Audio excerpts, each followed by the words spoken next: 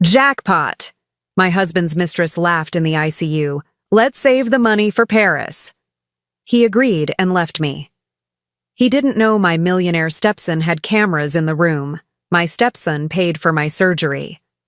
A week later, as they toasted in Paris, 3 black SUVs surrounded them. My stepson stepped out and said, "Enjoy your last champagne. You are going to prison." I'm glad to have you here. Follow my story until the end and comment the city you're watching from so I can see how far my story has reached. My name is Marcy and I'm 64 years old. 20 years ago, I thought I'd found my happily ever after when I married Quincy. I was wrong about a lot of things back then, but I never imagined just how wrong until I woke up in the ICU at St. Mary's Hospital, fighting for my life while my husband planned my funeral. The accident happened on a Tuesday morning in November. I remember the exact moment because I was looking at our kitchen clock when my foot missed the bottom step of our staircase. The fall felt endless, my body tumbling down the wooden stairs like a rag doll.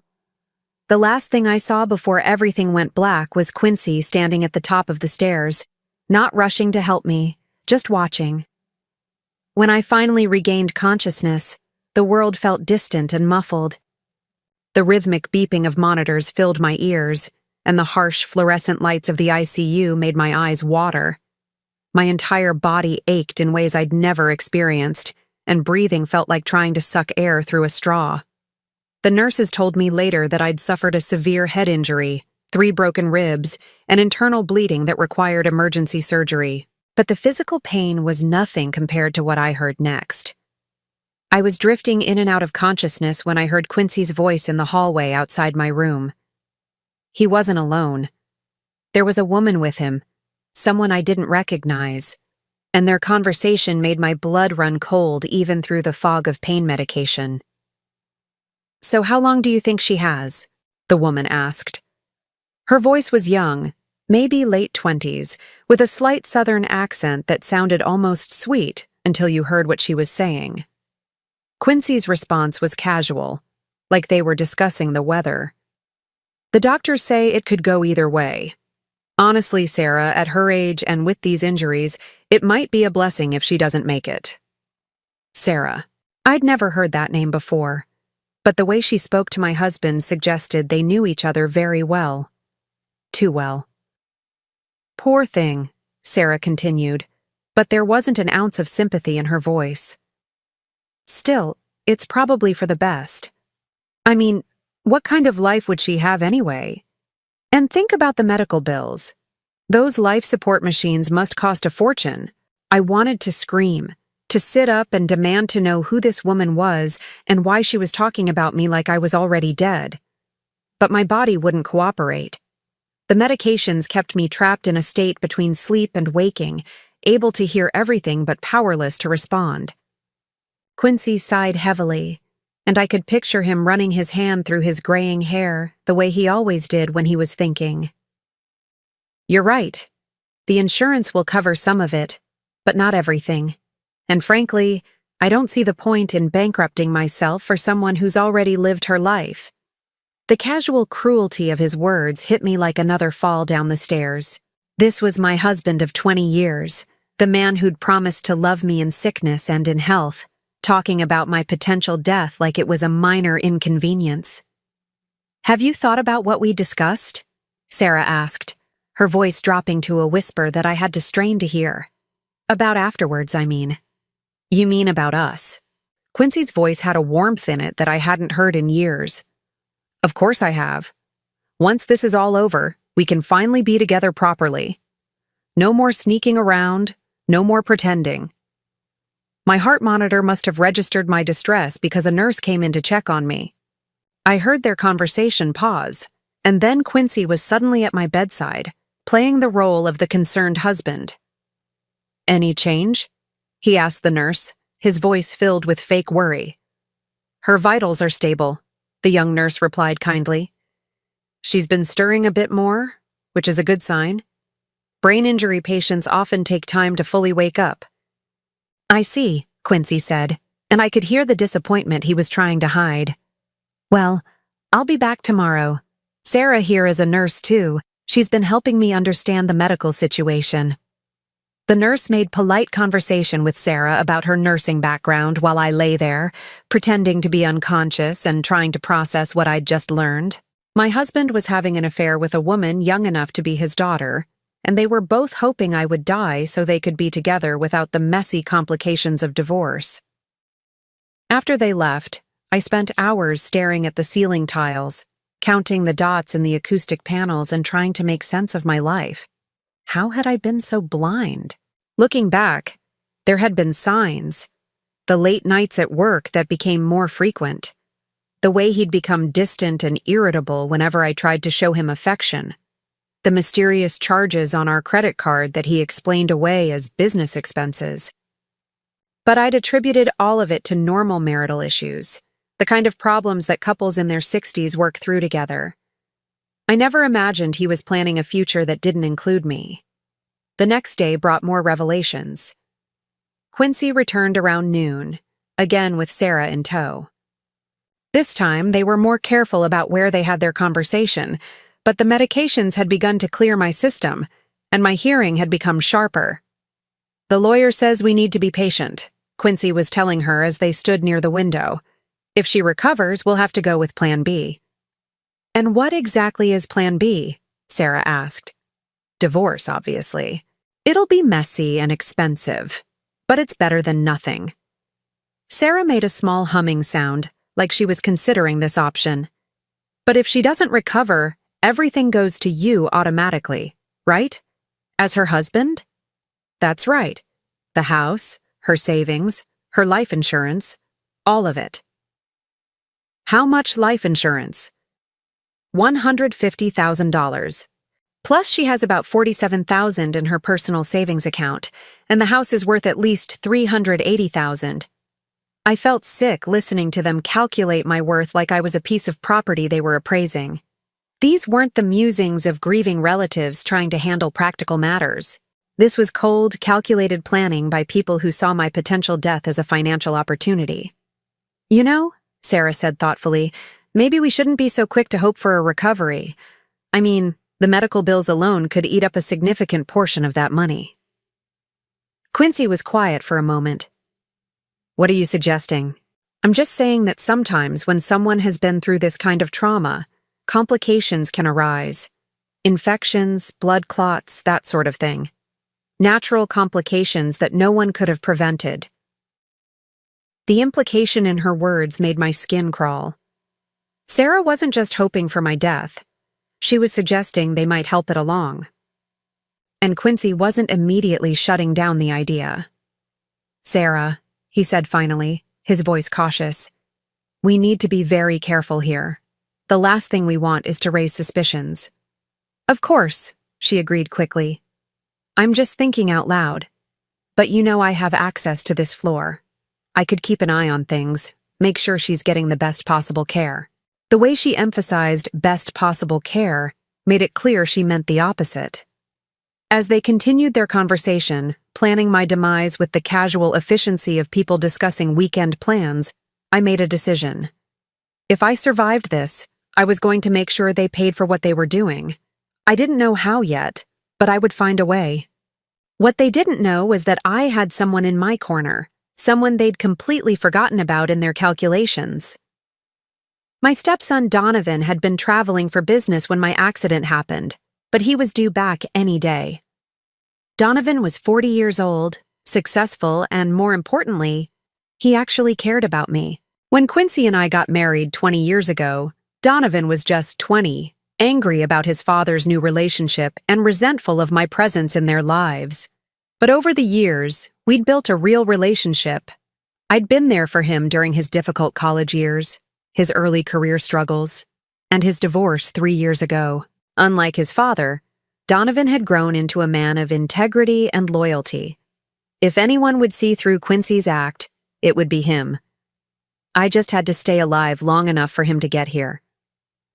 That evening, alone in my room with only the steady beeping of monitors for company, I heard Quincy on his cell phone in the hallway. He was talking to someone about canceling our upcoming anniversary cruise, telling them that his wife was in the hospital and might not make it.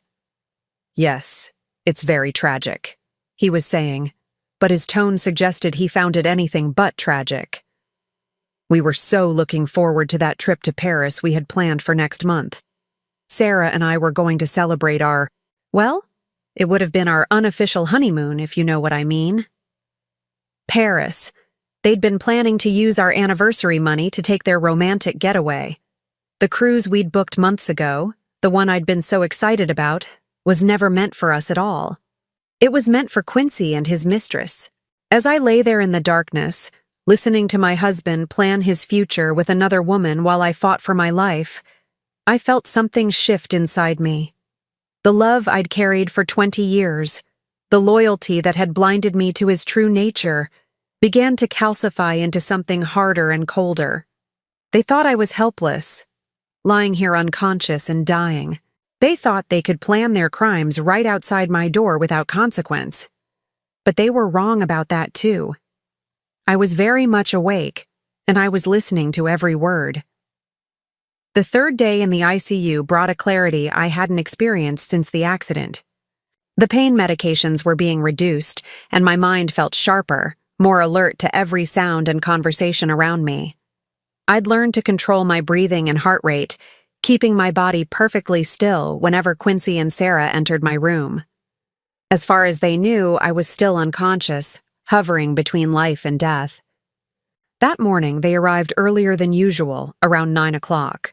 Sarah was carrying a small leather portfolio, and she seemed more businesslike than before. She was an attractive woman, I had to admit, with auburn hair and the kind of figure that comes from regular gym sessions. Everything about her screamed youthful vitality, the complete opposite of a 64-year-old woman lying broken in a hospital bed. "I've been thinking about our conversation yesterday," Sarah said as she set her portfolio on the small table beside my bed. "And I think we might be approaching this all wrong." Quincy moved closer to the window, checking to make sure the door was closed. "What do you mean?" "I mean, why should we leave anything to chance? Why should we sit here hoping for natural complications when we could be more proactive?" My blood chilled at her words, but I forced myself to remain perfectly still, keeping my breathing steady and my eyes closed. "Sarah," Quincy said, his voice dropping to barely above a whisper, "are you suggesting what I think you're suggesting?" "I'm suggesting that accidents happen in hospitals all the time," she replied calmly. "Medication errors, equipment malfunctions, sudden deteriorations. With my access to this floor and my medical knowledge, it would be very easy to ensure that Marcy doesn't suffer unnecessarily." The casual way she discussed murdering me while standing 3 feet from my bed was so surreal that for a moment I wondered if I was having a nightmare induced by the pain medications. But the steady beep of my heart monitor and the antiseptic smell of the hospital room confirmed that this was horribly, frighteningly real. Quincy was quiet for a long moment. When he finally spoke, his voice had a quality I'd never heard before, cold and calculating. "What exactly are you proposing?" Sarah opened her portfolio and pulled out what sounded like medical charts. "I've been reviewing her case with Dr. Martinez. She's stable now, but her condition is still considered critical. A sudden infection, a problem with her medication, even something as simple as a dislodged breathing tube could cause complications that would be very difficult to reverse. And you could make that happen? I could ensure that if such complications arose, they wouldn't be caught in time to prevent them from becoming fatal." I had to concentrate every ounce of my willpower to keep from reacting. This woman, this nurse who was supposed to heal and protect patients, was calmly planning my murder. And my husband, the man I'd loved and trusted for 20 years, was listening with interest rather than horror. "How would we explain your presence on this floor?" Quincy asked. "I mean, if there are questions later?" "That's the beauty of it," Sarah said, and I could hear the smile in her voice. "I'm already here as your emotional support. I'm a nurse, and you're a distraught husband who needs professional guidance to understand his wife's condition. No one would question my involvement." "And afterwards?" "Afterwards, we grieve appropriately. You play the devastated widower. I'm the compassionate nurse who helped you through the worst time of your life. After a respectable period, we develop a relationship based on shared trauma and understanding. She had it all planned out, down to the fictional love story they'd tell people about how they met.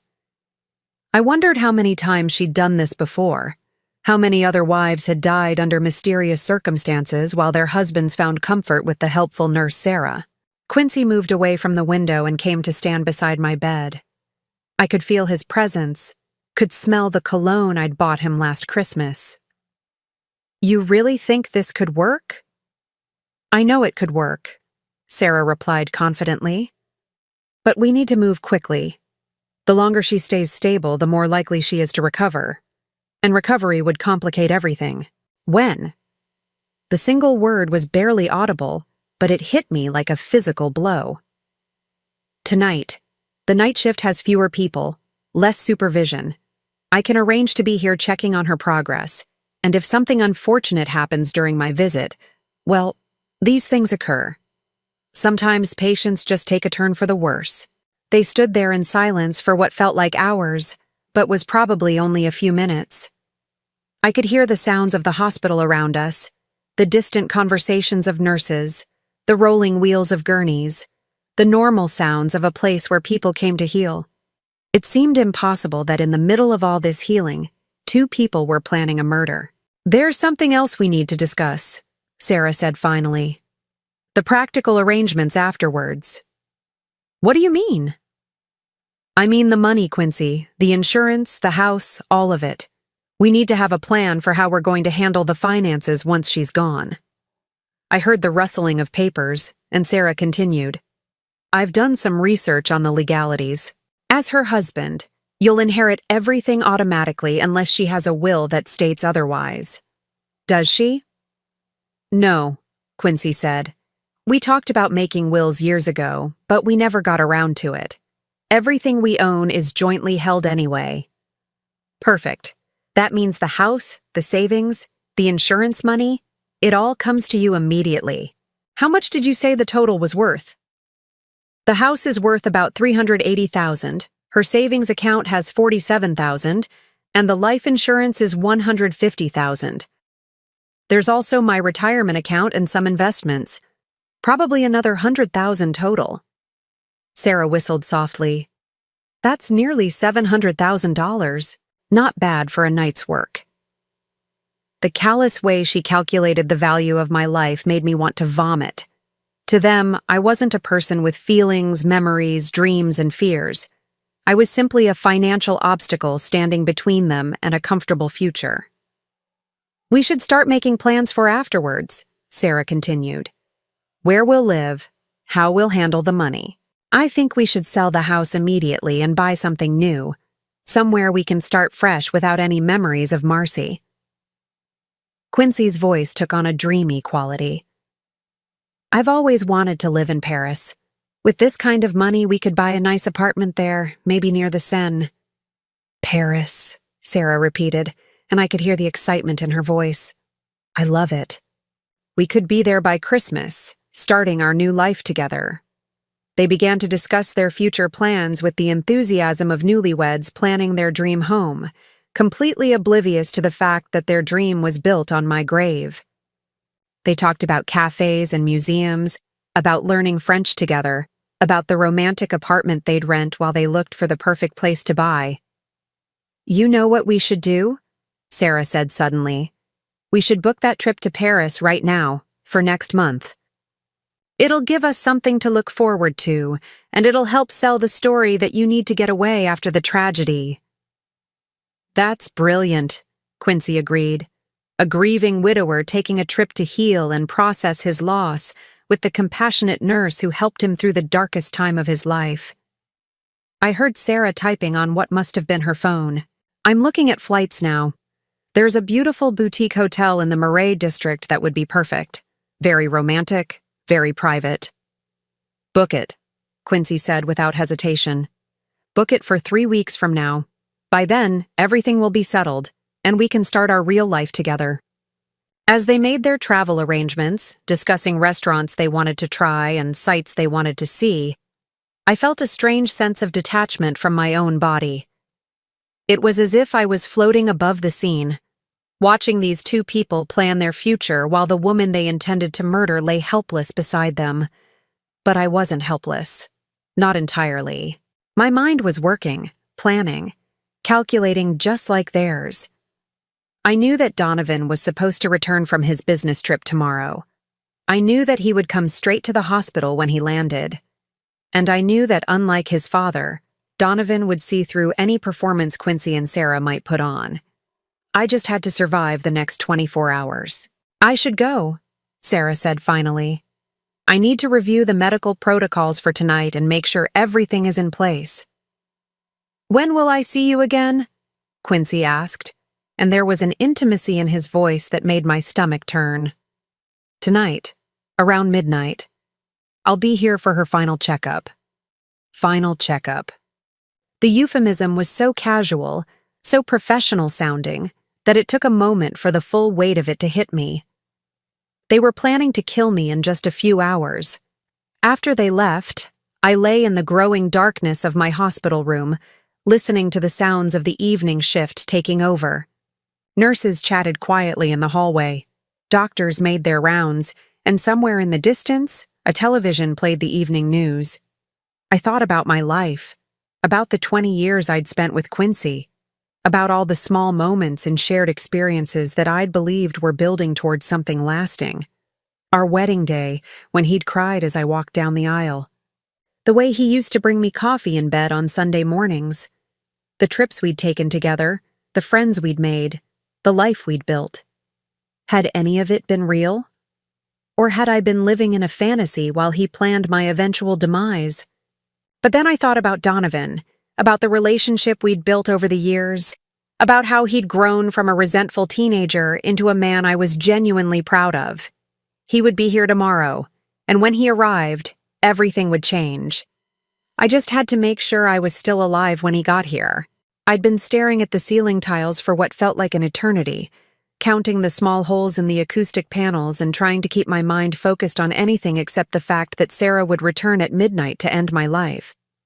The clock on the wall showed 11:37 when I heard footsteps in the hallway that I recognized immediately.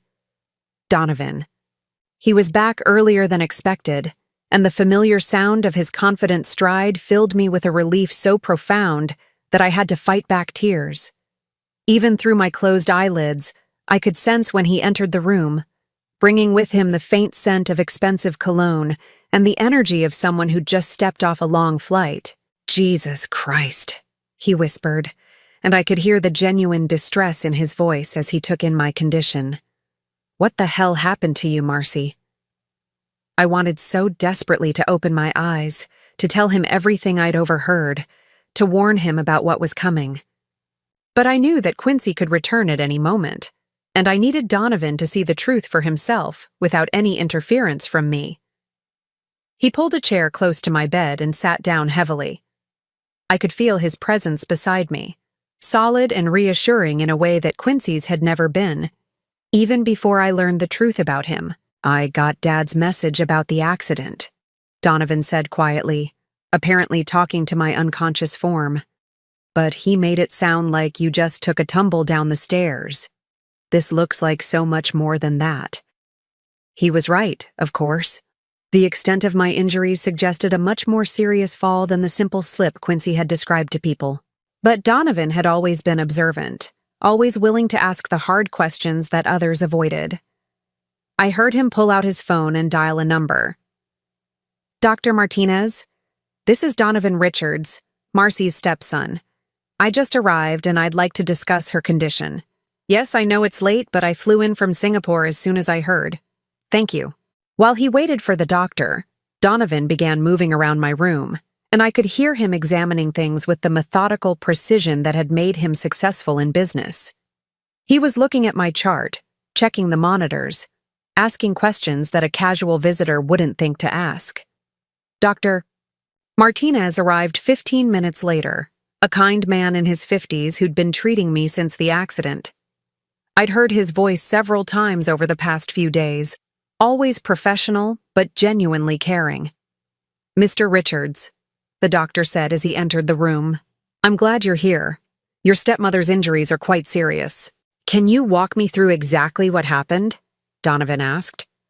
"My father said she fell down the stairs, but looking at her injuries, this seems like more than a simple fall."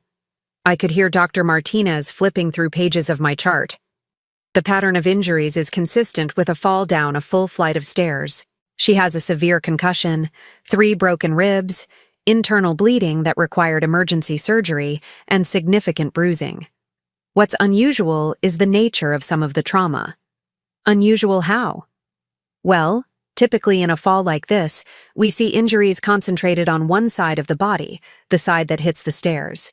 But Marcy has impact injuries on multiple sides, suggesting she may have bounced or tumbled quite extensively." "Or was pushed," Donovan said quietly. The doctor paused. "I'm not qualified to make that determination, but I will say that the injury pattern raised some questions for me as well." They talked for several more minutes about my condition, my prognosis, and the treatment plan. Dr. Martinez was cautiously optimistic that I would recover fully, given time and proper care. But he also mentioned that patients in my condition were vulnerable to complications, especially infections or medication errors. After the doctor left, Donovan returned to his chair beside my bed. I could sense that he was thinking, processing what he'd learned, and probably beginning to form the same suspicions that would have occurred to any intelligent person looking at the situation objectively.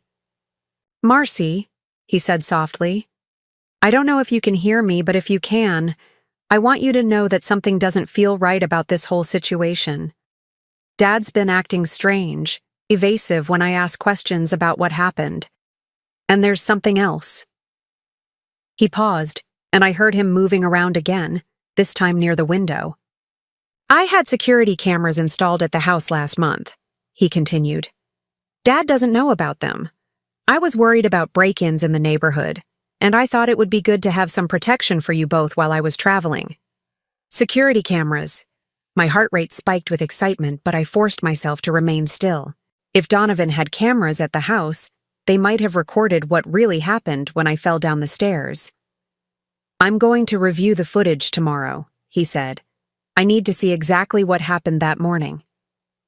At that moment, I heard voices in the hallway. Quincy was returning, and he wasn't alone. Sarah was with him, probably arriving for her midnight shift and my planned murder. "Donovan?" Quincy's voice carried a note of surprise as he entered the room. "I thought you weren't getting back until tomorrow." "I caught an earlier flight," Donovan replied, and I could hear the coolness in his tone. "I wanted to be here." Of course," Quincy said, but he sounded nervous. "Any change in her condition?" "Dr. Martinez says she's stable but still critical. He mentioned that patients in her condition are vulnerable to complications." "Yes, well, that's why we have such excellent medical staff taking care of her," Quincy said. "This is Sarah, by the way. She's a nurse here, and she's been helping me understand Marcy's condition." I could feel the tension in the room ratchet up several degrees. Here was Sarah, prepared to commit murder, suddenly faced with an unexpected witness. And here was Donovan, already suspicious about my accident, now meeting the woman who planned to kill me. "Sarah?" Donovan said politely, but I could hear the assessment in his voice. "How long have you been caring for Marcy?" "Oh, I'm not directly assigned to her case," Sarah replied smoothly. "I work on this floor, and I've been helping your father understand the medical terminology and procedures. It can be very overwhelming for family members." "I'm sure it can be," Donovan agreed. "It's fortunate that Dad has found such dedicated support during this difficult time." There was something in the way he said it that made me think he was already picking up on the dynamics between Quincy and Sarah. Donovan had always been good at reading people, at sensing when things weren't quite what they seemed. "Well," Sarah said after an awkward pause, "I should check on my other patients. Mr. Richards, it was nice meeting you." "Likewise," Donovan replied. "I'm sure I'll see you around during visiting hours."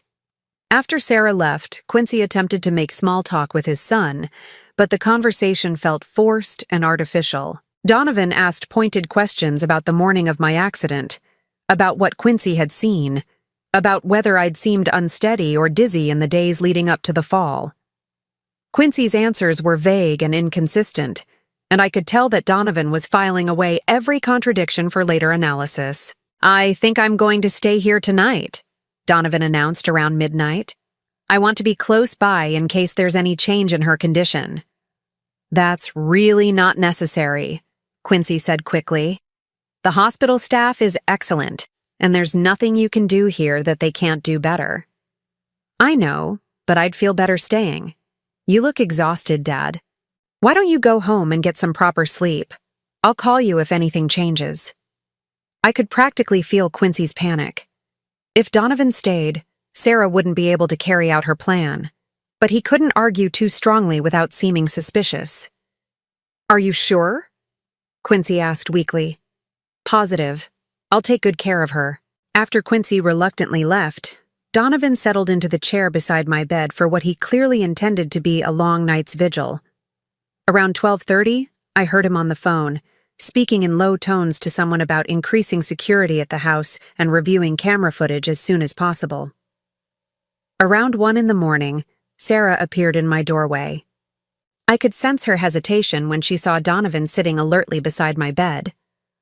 "Oh," she said. "I didn't realize anyone was still here." "I decided to stay the night," Donovan replied pleasantly. "Is there something you need to check on with Marcy?" "I was just doing my rounds, making sure all the patients on this floor are comfortable." "That's very dedicated of you. I appreciate the attention you're giving to her care." Sarah stood in the doorway for a moment longer, probably trying to figure out if there was any way to proceed with her plan. But with Donovan wide awake and watchful, she had no choice but to continue her rounds and leave me alone. "Have a good night," she said finally, and I could hear the frustration in her voice. "You too," Donovan replied. "Thank you for everything you're doing." After she left, Donovan leaned closer to my bed. "I don't know what game they're playing," he said quietly, "but I'm not leaving you alone with them. Something is very wrong here, and I'm going to figure out what it is." He spent the rest of the night in that chair, and I spent it feeling safer than I had since the moment I woke up in this hospital bed. Donovan might not know the full extent of the conspiracy yet, but his instincts were telling him the same things mine were. Quincy couldn't be trusted, Sarah was dangerous, and I needed protection. When the sun began to rise through the hospital windows, I knew I had survived the night. Sarah's plan had been thwarted by Donovan's unexpected presence, which meant I would live to see another day. But more importantly, I now had an ally, someone who was asking the right questions and looking for the truth. The next phase of this nightmare was about to begin, but for the first time since my accident, I felt like I might actually have a chance to survive it. And maybe, just maybe, to get justice for what they'd tried to do to me. The morning brought a new energy to my hospital room. Donovan had stayed true to his word, spending the entire night in the chair beside my bed, and I could see the determination in his posture even with my eyes closed. Around 7 in the morning, I heard him making phone calls, coordinating with his security team, and making arrangements that I couldn't quite follow, but that filled me with hope. Dr.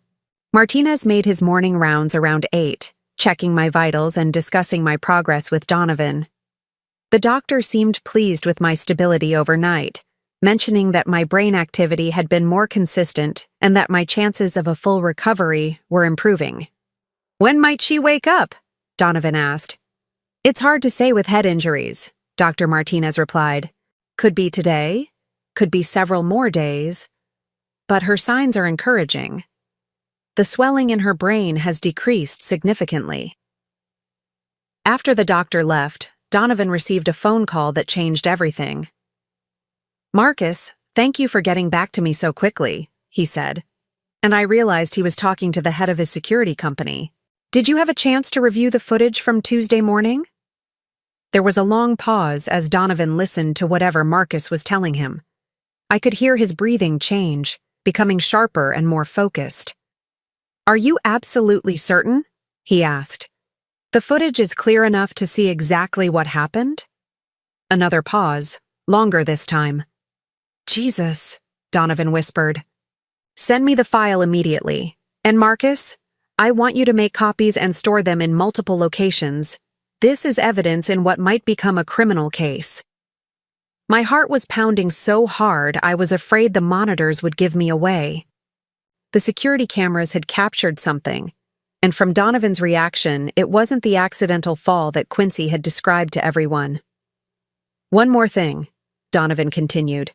I want comprehensive background checks on Sarah Chen. She's a nurse here at the hospital. I want to know everything about her, her employment history, her personal life, any connections she might have to similar cases, and I want it today. Sarah Chen. Now I had a full name for the woman who'd planned my murder. After he ended the call, Donovan pulled out his laptop and spent the next hour reviewing something that clearly disturbed him deeply. I could hear him occasionally muttering under his breath, words like unbelievable and bastard, that told me he was seeing exactly what I suspected he'd see. Around 10 in the morning, Quincy arrived with coffee and pastries, playing the role of the devoted husband bringing breakfast for his son's bedside vigil. Any change overnight? Quincy asked, and I could hear the hope in his voice that there had been a change for the worse. She's been very stable, Donovan replied, his voice carefully neutral. Dr. Martinez thinks her chances of recovery are actually quite good. Oh, Quincy said, and he couldn't quite hide his disappointment. Well, that's wonderful news. Dad, I need to ask you something, and I want you to think very carefully before you answer. I could feel the tension in the room increase dramatically. Quincy must have sensed that something had changed overnight. Of course, Quincy said, but his voice was wary. Tell me again exactly what happened Tuesday morning when Marcy fell. I've already told you. She was going downstairs to make coffee, and she missed a step. I heard the noise and came running, but it was too late. You were upstairs when it happened? Yes, I was getting dressed in our bedroom. And where exactly was Marcy when she fell? Top of the stairs, middle, bottom? Quincy hesitated, and in that hesitation, I knew he was realizing that his story was about to be challenged. I'm not entirely sure. I heard the noise, but I didn't actually see her fall. That's interesting, Donovan said calmly, because the security cameras I installed last month show a very different version of events. The silence that followed was so complete I could hear my own heartbeat in the monitors. Security cameras? Quincy's voice was barely a whisper.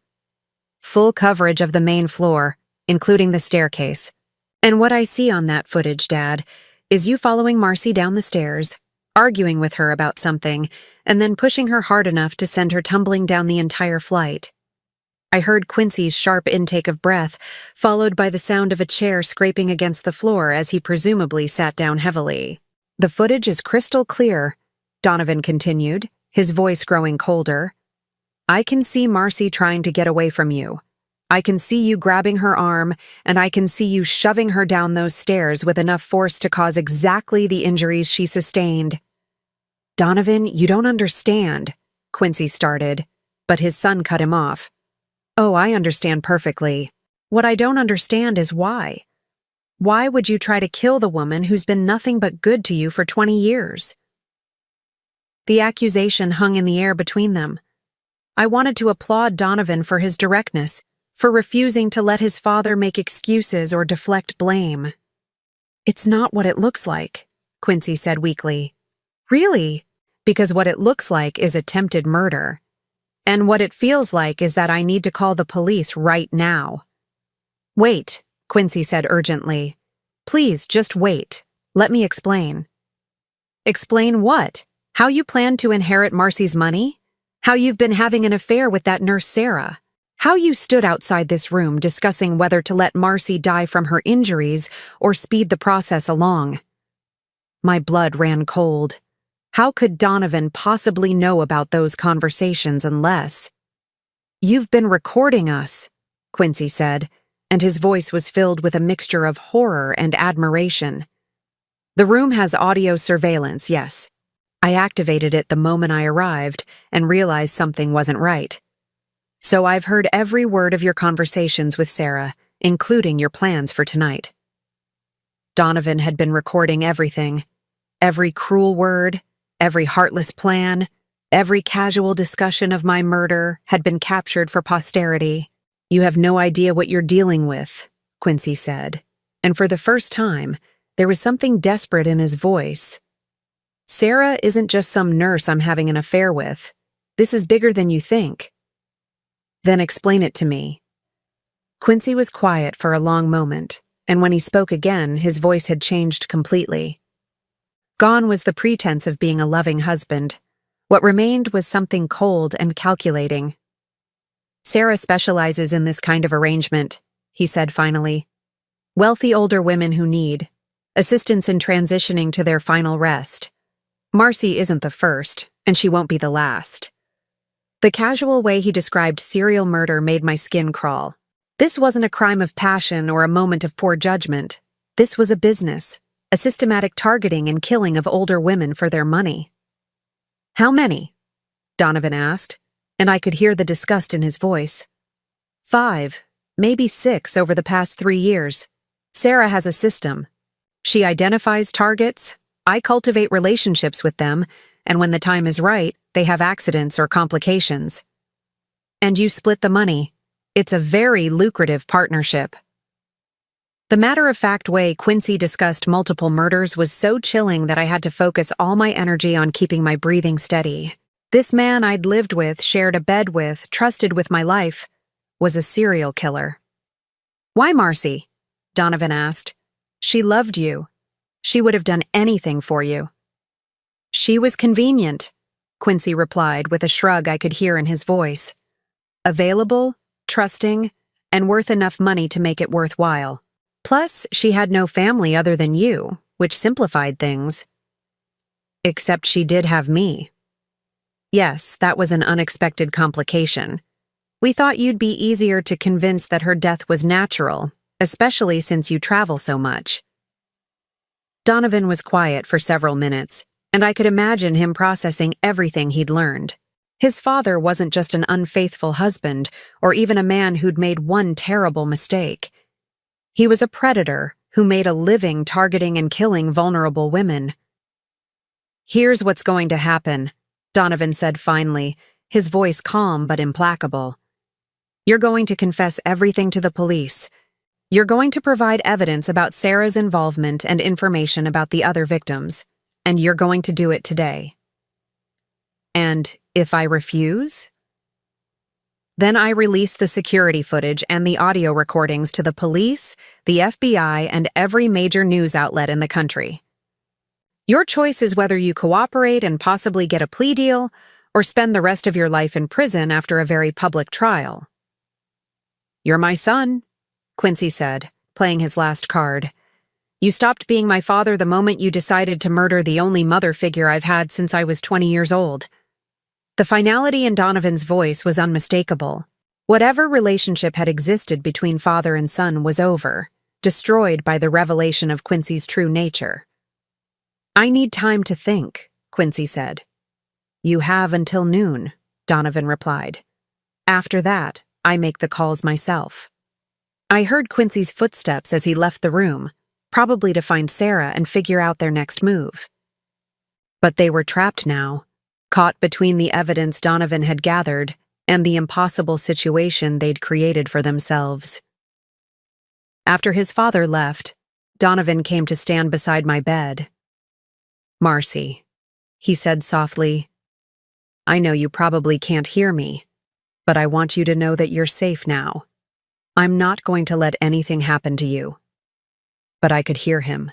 I'd heard everything, and for the first time since my accident, I felt genuine hope that justice might actually be possible. The next few hours would determine whether Quincy and Sarah faced consequences for their crimes, or whether they would try one last desperate gambit to escape the trap that was closing around them. Either way, I was ready for whatever came next. Noon came and went without any word from Quincy. Donovan had given him an ultimatum, and the silence stretched between them like a taut wire ready to snap. I remained in my carefully maintained unconscious state, listening to every sound, every phone call, every footstep in the hallway outside my room. Around 2 in the afternoon, Dr. Martinez stopped by for his regular check. "Her brain activity is excellent," he told Donovan. "I'm actually quite optimistic that she'll regain consciousness soon, possibly within the next day or two." "That's wonderful news," Donovan replied, but I could hear the distraction in his voice. He was dealing with much larger concerns than my medical recovery. After the doctor left, Donovan made a series of phone calls that painted a picture of the trap he was setting for his father and Sarah.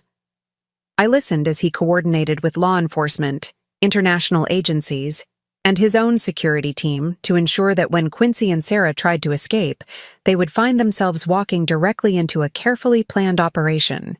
"The flight to Paris leaves tonight at 11:45, he told someone on the phone. "I've confirmed they both have tickets. Yes, I want agents waiting at Charles de Gaulle, but let them get to their hotel first. I want them to think they've succeeded before we close the trap." The audacity of it was breathtaking, even after being confronted with evidence of their crimes, even knowing that Donovan had recordings of their conspiracy to murder me. Quincy and Sarah were still planning to go through with their romantic getaway to Paris. They apparently believed they could simply disappear into Europe and start their new life with my money. Around 4 o'clock, I heard familiar footsteps approaching my room. Quincy was returning, probably to give Donovan his decision about cooperating with authorities. "Well?" Donovan asked as his father entered the room. "I've thought about what you said," Quincy replied, his voice calm and measured. "And I've decided you're bluffing." "Excuse me? You're not going to turn in your own father? Family loyalty means something, even if you're angry with me right now. In a few days, when you've had time to process everything, you'll realize that we can work this out privately." The sheer arrogance of it was stunning. After confessing to multiple murders, after being caught red-handed planning my death, Quincy still believed he could manipulate his son into protecting him. "You're wrong," Donovan said quietly. "We'll see. In the meantime, I think it's best if I take some time away to let things cool down. Sarah and I are going to Paris for a few weeks. When I get back, we can discuss this like adults." "Paris," Donovan repeated. "The trip you booked with Marcy's money while planning her murder. The money will be mine soon enough anyway. She's 64 years old, Donovan. Even if she recovers from this accident, how many good years does she really have left?" The casual dismissal of my life, the cold calculation in his voice, made me want to scream. This was a man who had shared my bed for 20 years, who had promised to love and protect me, talking about me like I was already dead. "Dad," Donovan said, and his voice was filled with something that might have been pity. "You really don't understand what you're dealing with, do you?" "What I understand is that you're upset, and you're making threats you don't intend to keep. But I'm still your father, and when push comes to shove, blood is thicker than water." "You're right about one thing," Donovan replied. "Blood is thicker than water. But Marcy has been more of a parent to me than you ever were. She's the one who remembered my birthday, who attended my graduation, who was there when my marriage fell apart. You were always too busy with your own interests to care about mine. That's not fair." "Fair?" Donovan's voice rose slightly. "You want to talk about fair? Is it fair that you targeted vulnerable women for murder? Is it fair that you've been planning to kill the woman who's shown me nothing but kindness and support? This is business, Donovan. It's not personal. Murder is always personal, Dad. And this particular murder became very personal the moment you decided to target my family." I heard the sound of Quincy's phone buzzing, probably a text from Sarah about their travel plans or their contingency arrangements. "I have to go," Quincy said. "Our flight leaves soon, and I still need to pack." "Have a wonderful trip," Donovan said, and there was something ominous in his tone that made me think Quincy should be very worried about what awaited him in Paris. After his father left, Donovan spent the next few hours coordinating the final details of what was clearly an international law enforcement operation. I heard him speaking with FBI agents, Interpol officers, and French authorities, all working together to ensure that Quincy and Sarah's romantic getaway became their downfall. "The hotel is under surveillance," he told someone around 8 o'clock. "They should arrive at approximately 2 in the afternoon local time tomorrow. I want them to have just enough time to get comfortable before we move in." Around midnight, my phone rang. Donovan answered it, though I hadn't realized until then that he'd been monitoring my personal calls. "Marcy's phone," he said. "Is this Donovan?" The voice was Sarah's, and she sounded nervous. "It is. Can I help you?" "I was just calling to check on Marcy's condition before I go off duty for a few days." "How thoughtful of you. She's stable, still unconscious, but the doctors are optimistic about her recovery." There was a pause. "That's wonderful news. Please let me know if there are any changes." "Oh, I will," Donovan said. "Have a safe trip, Sarah." After he hung up, I could hear him chuckling softly to himself. "Checking to make sure you're still unconscious before they leave the country?" he said to me. "They really have no idea what's waiting for them." The next 24 hours passed slowly. Donovan kept a constant vigil beside my bed, fielding updates from law enforcement agencies and monitoring the progress of Quincy and Sarah's journey to their destruction. I learned that they had indeed boarded their flight to Paris, that they had cleared customs without incident, and that they were currently settled into their romantic boutique hotel in the Marais district. "They're at dinner now," Donovan told me around what must have been early evening Paris time, at a little restaurant called Le Petit Coeur. Apparently they're celebrating their successful escape. I could picture them there, toasting their freedom with expensive champagne, probably laughing about how they'd fooled everyone and gotten away with murder. The image filled me with a cold anger that gave me strength. Around 10 o'clock that evening, Donovan's phone rang with the call we'd both been waiting for. "It's done," he said, after listening to the voice on the other end. "They were arrested at the restaurant, both of them, no resistance." I wanted to cheer, to sit up and celebrate, but I forced myself to remain still. This was just the beginning of their legal troubles, and I needed to be conscious and able to testify when the time came.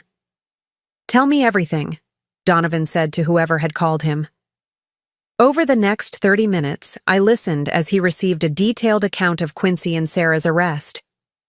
They had been enjoying a romantic dinner, apparently toasting their successful escape and planning their new life together, when 3 black SUVs surrounded the restaurant. Donovan himself had flown to Paris to be present for the arrest, though I hadn't realized he'd left the hospital. He'd wanted to look them in the eye when they realized their freedom was an illusion. "You should have seen their faces," the voice on the phone was saying. When those agents walked into the restaurant and announced themselves, when Donovan stepped out of the lead vehicle, they knew immediately that their game was over. "What did Dad say?" Donovan asked. He tried to deny everything at first, claimed they were just tourists on vacation. But when we played the audio recordings of their conspiracy, when we showed them the video of him pushing Marcy down the stairs, he broke down completely. "And Sarah?" "She tried to run, actually. Made it about 10 feet before the French police tackled her. She's claiming now that she was coerced, that your father threatened her into helping him. But the evidence shows she was the mastermind behind the whole operation." As the conversation continued, I learned more details about the scope of Sarah's crimes. The background investigation Donovan had ordered revealed that she had worked at 7 different hospitals over the past 5 years, and at each location, there had been an unusual number of deaths among elderly patients under her care. The pattern was clear once investigators knew what to look for. "How many total victims?" Donovan asked. "We're still investigating, but we think at least 12 women over the past 5 years. Your stepmother was going to be number 13. 12 women. 12 wives, mothers, grandmothers whose lives had been cut short by these predators. I felt sick thinking about their families, about the grief and loss that Quincy and Sarah had caused in their pursuit of easy money. They're being held without bail pending extradition, the voice continued. The French authorities are cooperating fully, and they should be back in the U.S. within the week. And the evidence is solid? Airtight. We have the security footage of the assault on Marcy, the audio recordings of their conspiracy, financial records showing the pattern of inheritance fraud, and now testimony from Sarah's former colleagues who witnessed suspicious deaths. After Donovan ended the call, he came to stand beside my bed. "It's over, Marcy," he said softly. "They're never going to hurt you or anyone else ever again." For the first time since my accident, I felt truly safe. The monsters who had planned my death were in custody, facing justice for their crimes. But more importantly, I had discovered something I'd never expected to find: a son who truly loved me, who had risked everything to protect me, and who had proven that family isn't always about blood. It was time to wake up. I opened my eyes on a Thursday morning, exactly 1 week after Quincy and Sarah had been arrested in Paris. The first thing I saw was Donovan sitting beside my bed, his laptop open, apparently working while keeping watch over me. When he noticed my movement, his face lit up with a relief so profound that it brought tears to my eyes. "Marcy," he said, immediately setting aside his computer and leaning forward. "Thank God. How do you feel?" "Like I've been hit by a truck," I managed to say, my voice hoarse from days of silence. "But alive." "Very much alive," he confirmed, reaching over to press the call button for the nurse. "And safe." Dr. Martinez arrived within minutes, clearly pleased to find me awake and responsive. He ran through a series of tests, checking my reflexes, my memory, my cognitive function. Everything seemed to be working properly, though I was weak and still in considerable pain from my injuries. "Your recovery is remarkable," he told me after completing his examination. "Head injuries like yours can have unpredictable outcomes, but you seem to have avoided any serious cognitive damage." "When can I go home?" I asked, then immediately wondered where home would be. The house I'd shared with Quincy was no longer a safe haven, and I wasn't sure I could ever feel comfortable there again. "Let's take it one day at a time," Dr. Martinez replied. "You'll need physical therapy, and we want to monitor you for any complications. But if your progress continues like this, you could be discharged within the week." After he left, Donovan and I had our first real conversation since my accident.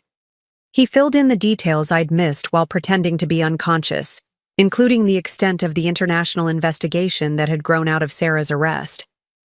"She kept records," he told me, his voice grim. "Detailed files on every victim, every method, every dollar stolen. The FBI thinks she saw herself as some kind of artist, perfecting her craft." The idea that my near murder had been treated as an art project by Sarah made my skin crawl. But it also meant that the families of her other victims would finally have answers, and hopefully some measure of justice. "What about the other cases?" I asked. 12 confirmed victims across 5 states. Sarah would get a job at a hospital, identify vulnerable patients, then either kill them herself or recruit accomplices like Dad to do the relationship side of things. She's looking at life in prison without parole. "And Quincy?" Donovan's expression darkened. "He's trying to negotiate a plea deal by providing information about Sarah's other accomplices. Apparently, she had a whole network of people working for her. But even if he cooperates fully, he's looking at multiple life sentences.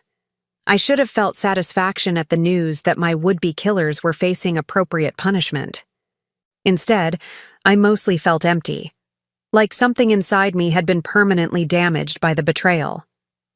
"I keep thinking about the 20 years we were married," I said. "Were any of those moments real? Did he ever actually love me? Or was I just another mark from the beginning?" Donovan was quiet for a moment before answering. "I've been wondering the same thing. The FBI timeline suggests he met Sarah about 3 years ago, so at least the first 17 years of your marriage were probably genuine. But honestly, Marcy, does it matter? You loved him honestly, you were a good wife to him, and you have nothing to be ashamed of. I feel like such a fool. You're not a fool. You're a victim of very sophisticated predators who made targeting and manipulating people their profession. The fact that they fooled you doesn't say anything about your judgment. It says something about their skill at deception. Over the next few days, as I grew stronger and began to process everything that had happened, Donovan and I talked extensively about the future. He made it clear that I was welcome to stay with him for as long as I needed, either in his guest house or in a new place of my own that he would help me find. I've been thinking about selling the house anyway, I told him during one of our conversations. Too many memories, too much deception hidden in those walls. What would you want to do instead? I'd been considering this question since waking up. My brush with death had clarified certain things about what mattered to me and what didn't. I want to help other women like me, I said. Women who've been targeted by predators, who've been betrayed by people they trusted. The FBI said Sarah had dozens of potential victims she was researching. Those women need to be warned. They need to understand the signs to watch for. Donovan nodded approvingly. That's a wonderful idea. And you'd have credibility that other advocates might not. You survived what they're trying to protect other people from. Would you help me?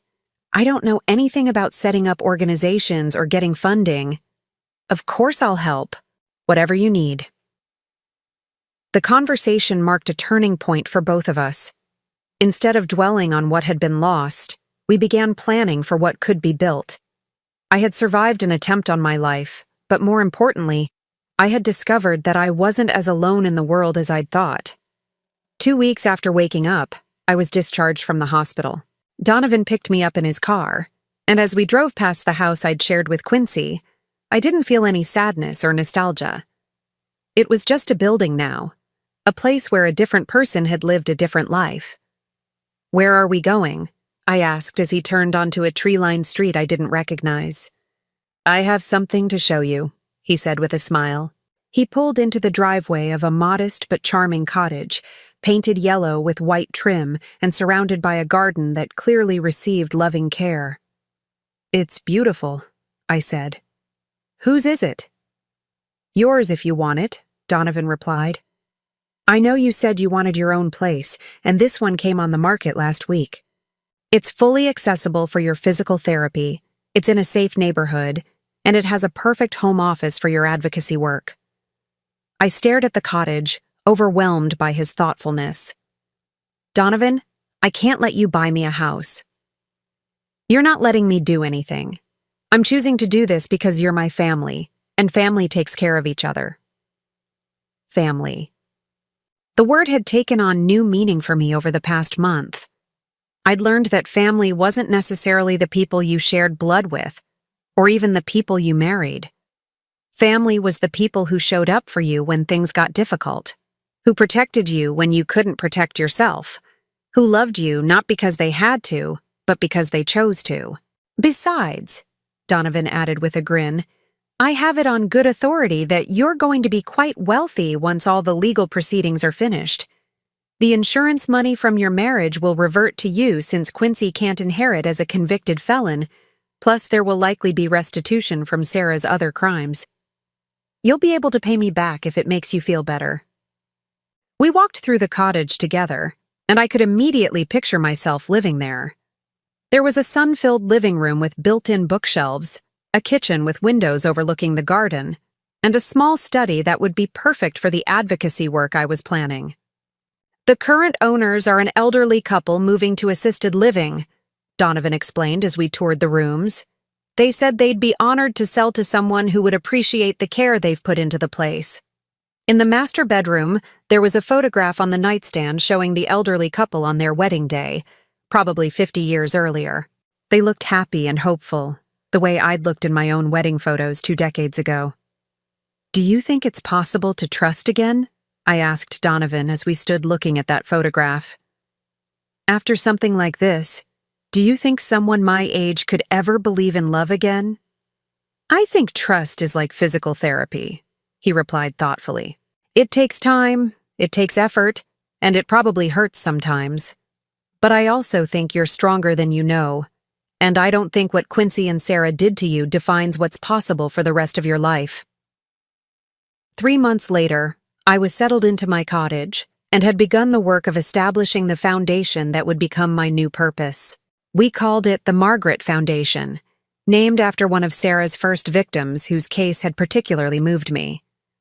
Our mission was to educate older women about the warning signs of predatory relationships and to provide resources for those who found themselves in dangerous situations. Donovan had been right about the financial settlements. Between the insurance money, the restitution from Sarah's conviction, and the sale of the house I'd shared with Quincy, I had more than enough money to fund the foundation's initial operations and to live comfortably for the rest of my life. But more importantly, I had purpose again. Every week brought new stories from women who'd recognized the warning signs in their own relationships thanks to our educational materials. Every month brought successful interventions where potential victims had been warned away from dangerous situations. On a warm evening in late summer, I was sitting in my garden reading case files when Donovan stopped by with takeout from our favorite Thai restaurant. This had become our weekly tradition, sharing dinner and talking about our respective work.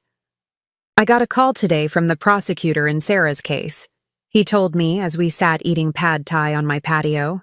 She was sentenced to 12 consecutive life sentences without the possibility of parole. And Quincy? 8 life sentences. His cooperation with the investigation earned him a slightly lesser sentence, but he'll never see the outside of a prison again. I nodded, feeling a sense of closure that I hadn't expected. For months, part of me had been waiting for the other shoe to drop, for some new revelation or legal complication that would threaten the peace I'd found. But this felt final. "How does it feel?" Donovan asked, studying my expression. "Like the end of a very long, very dark chapter," I replied, "and like the beginning of something much better." As we finished dinner and watched the sun set over my garden, I reflected on the strange journey that had brought me to this point. A year ago, I'd been a lonely woman in a loveless marriage, counting down the years until retirement and wondering if this was all life had to offer. Now I was 65 years old, running a foundation that was making a real difference in people's lives, living in a home I loved, and surrounded by a family I'd chosen and who'd chosen me in return. The attempt on my life had been meant to end my story. Instead, it had given me the chance to write a completely new one. And this new story, I realized as I watched Donovan help me clear the dinner dishes with the easy familiarity of true family, was going to be much better than anything I could have imagined. Now I'm curious about you who listened to my story. What would you do if you were in my place? Have you ever been through something similar? Comment below. And meanwhile, I'm leaving on the final screen 2 other stories that are channel favorites, and they will definitely surprise you. Thank you for watching until here.